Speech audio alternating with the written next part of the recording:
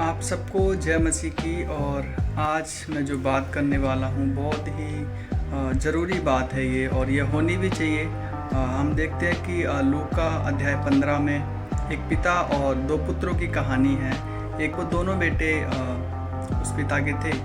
तो छोटा बेटा बहुत बिगड़ा हुआ था, बड़ा बेटा बहुत मेहनत करता था, काम करता था। लेकिन उस छोटे बेटे ने एक दिन अपने दोस्तों के बीच में बहुत ज़्यादा नशा कर रहा था, गलत चीज़ें कर रहा था। तब उसके दोस्तों ने उसे उत्साहित किया कि तू क्यों रोज़ रोज़ ऐसे पैसे मांगता है, तू एक काम कर, अपने पिता से अपनी संपत्ति जो तेरे हिस्से में आ रही है उसको ले ले, और तू अपने आराम से, कभी तुझे किसी से मांगना नहीं पड़ेगा पैसा। और दोस्तों, उसने वैसा ही किया। वो अपने पिता के पास गया और उसने कहा, जो मेरा हिस्से का मेरा है वो मुझे दे दो। और उसके पिता ने उसको दे दिया कि ये तेरे हिस्से का है, तो इसको ले ले। और वो लेके बहुत दूर चला गया दोस्तों, अपने दोस्तों के साथ चला गया, और उसने बहुत वहाँ पे मौज मस्ती की, बहुत सारी चीज़ें गलत कर रहा था दोस्तों को। और फिर एक दिन हुआ क्या कि वो उस देश में जहाँ वो गया वहाँ पे अकाल पड़ा, और जब अकाल पड़ा तो उसको कुछ काम नहीं, और उसके पास जो पैसा था वो भी ख़त्म हो गया, और वो अकेला हो गया वहाँ पे दोस्तों।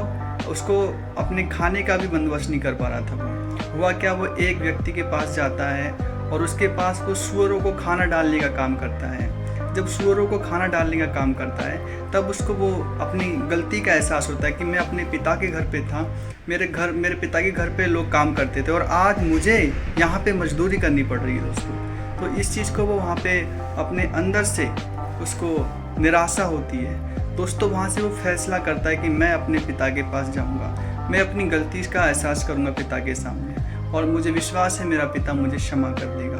और दोस्तों, वैसा ही हुआ। जब वो वहाँ से उसने जाने का निर्णय लिया और वो वहाँ से गया, और जब वो पिता के पास पहुँचा तो पिता से दूर ही था। पिता हर दिन उसका इंतज़ार करता था कि एक दिन मेरा बेटा ज़रूर लौट के आएगा। दोस्तों, हुआ क्या, जब उसने देखा उसका बेटा आ रहा था तो बाहें फैलाए वो पिता खड़ा था, और वो बेटा उससे जाके गले लग गया। दोस्तों, उसने अपना अधिकार खो दिया, और फिर भी पिता ने उसको अधिकार दिया। जो अधिकार उसने खो दिया वो अधिकार पिता ने उसको दिया, और फिर उन्होंने आपस में आनंद बनाया वहाँ पे। तो दोस्तों, वैसे ही कुछ चीज़ें हम सब जितने भी लोग हैं परमेश्वर से दूर हैं। हम लोग परमेश्वर से अलग हो गए थे, दूर हो गए थे, लेकिन आज परमेश्वर ने हम सबको बुलाया है। हम सब परमेश्वर को जानते हैं, विश्वास करते हैं। तो हमारा पिता परमेश्वर, जब हम उस खोए हुए जीवन से परमेश्वर के पास आते हैं तो वो पिता आज भी हमारे लिए बाहें फैलाए खड़ा हुआ है। तो हम आज भी उसके पास जाएं, वो आज भी हम लाख गलतियां कर दें, पिता कभी बदलता नहीं है। वो हजारों गलतियां अपने बच्चों की माफ़ करता है। वैसे ही यहाँ पे हुआ, उसने सब कुछ लुटा दिया, लेकिन पिता ने उसको फिर से वो आदर, वो सम्मान दिया, और उसको गले लगाया। उसको डांटा नहीं, उसको गले लगाया।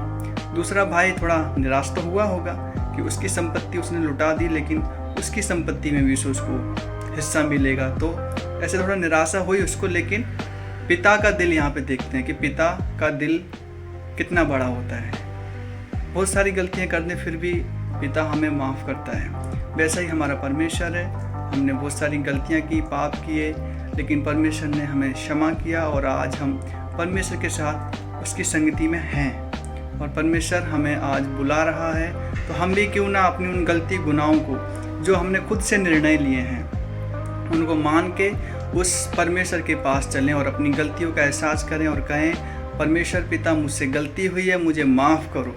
दोस्तों, अक्सर कोई भी पिता अपने बेटों को दुख में नहीं देख सकता है। वो पिता रोज़ उस दरवाजे पर खड़े होकर उसका इंतज़ार करता था कि एक दिन मेरा बेटा ज़रूर लौट के आएगा, और वैसा हुआ। वो बेटा उसका लौट के आया, और उसने उसको वो आदर सम्मान दिया। तो दोस्तों, जब हम भी ऐसे परमेश्वर के पास लौट के आते हैं तो परमेश्वर हमें भी वो आदर, वो सम्मान देता है। केवल बस एक ही चीज़ की यहाँ पे ज़रूरत है, वो है पश्चाताप। अपनी गलतियों को मान लेना कि मैंने ये गलती हुई है मुझसे, उस गलती को मान लेना कि मैंने गलती की है, फिर अब प्रभु मुझे क्षमा कर, मुझे माफ़ कर। तो वो परमेश्वर हमें माफ़ करता है, वो माफ़ करने वाला परमेश्वर है।